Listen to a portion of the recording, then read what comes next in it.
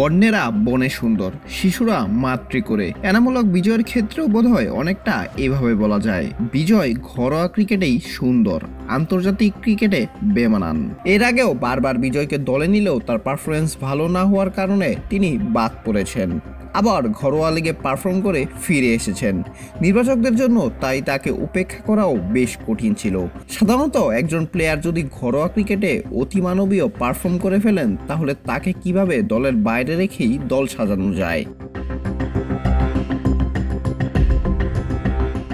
এবছরই ঘরোয়া ক্রিকেটে 50টা সেঞ্চুরির রেকর্ড পূর্ণ করেছেন বিজয়।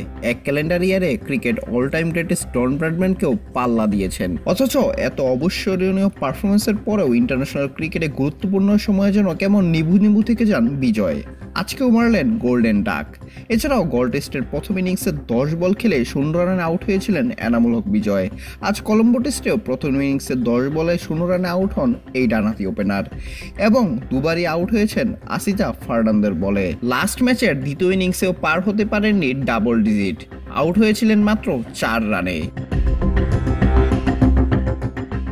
অঙ্কুর গমেজ, বিডি আর্কাইভ স্পোর্টস।